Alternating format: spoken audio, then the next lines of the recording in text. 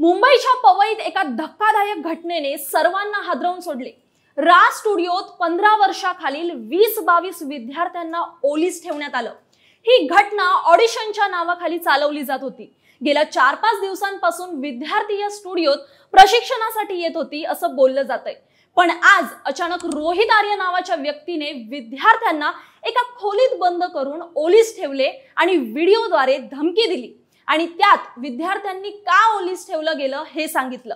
मात्र हे संपूर्ण प्रकरण काय आहे आणि हा आर्य नावाचा व्यक्ती कोण, त्याने असं का केलं जाणून घेऊयात या व्हिडिओच्या माध्यमातून।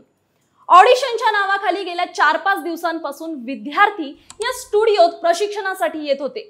पण आज अचानक रोहित आर्यने विद्यार्थ्यांना एका खोलीत ओलीस ठेवलं। सकाळपासूनच वातावरण अत्यंत गंभीर होतं। माहिती मिळताच पोलीस आणि अग्निशमन दल घटनास्थळी लगेच दाखल झाले। पण आता या प्रकरणाने आणखीनच नवं वळण घेतलं। रोहित आर्य हा पुण्यातला रहिवासी आहे आणि या घटनेच्या मागे त्याचा एक आर्थिक मुद्दा होता, ज्यामुळे रोहित आर्यनं ही घटना घडवून आणली। रोहित आर्यने एका व्हिडिओमध्ये यामागचं कारण स्पष्ट केलंय। त्यात त्याने म्हटलंय की तो दहशतवादी नाहीये आणि नाही तो पैशाची मागणी करत आहे। त्याने अनेक प्रयत्न करून आपला मुद्दा मांडला। दीपक केसरकर मंत्री असताना आर्यला शिक्षण विभागाशी संबंधित एका शाळेच्या कामासाठीचं टेंडर मिळालेलं। मात्र शाळेच्या कामाचे पैसे त्याला अद्याप मिळाले नसल्याचा त्याने आरोप केला। इतकंच नाही तर केसरकरांच्या निवासस्थानी त्याने अनेक वेळा आंदोलनं उपोषणं केली, पण कोणताही तोडगा काढण्यात आला नाही असं त्याचं म्हणणं आहे। थोडक्यात सांगायचं झालं तर एका प्रकल्पातील आर्थिक नुकसानीमुळे तो लक्ष वेधू इच्छित होता।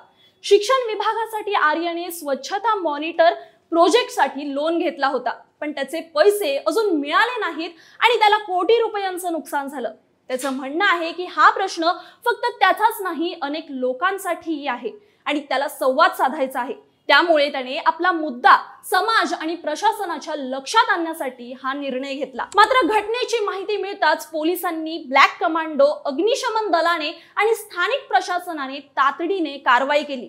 पोलिसांनी चक्क काच तोडून बाथरूम मधून घुसून किडनॅपरला अटक केली, ज्यामुळे मोठा अनर्थ टाळता आला। आणि सध्या पोलीस सूत्रांनी दिलेल्या माहितीनुसार त्याला ताब्यात घेत असताना आरोपी पोलिसांवर हल्ला केला। आरोपी पोलिसांमध्ये चकमक झाली आणि या चकमकी दरम्यान गोळी लागून आर्यचा मृत्यू झाला असं पोलिसांनी स्पष्ट केलंय। मात्र सर्व मुलांची सुरक्षितता सुनिश्चित करण्यात आली आहे, पण पालकांसाठी हा अनुभव सावधगिरीचा आणि जागरूकतेचा आहे। आपली मुले कुठे आणि कशासाठी जात आहेत याकडे लक्ष देणं किती महत्त्वाचं आहे हे लक्षात येतं। ही घटना फक्त थरारक नाही तर वैयक्तिक अडचणी लोकांच्या कृतीवर प्रभाव टाकू शकतात। त्यामुळे प्रशासन आणि नागरिकांनी सतर्क राहणं गरजेचं आहे।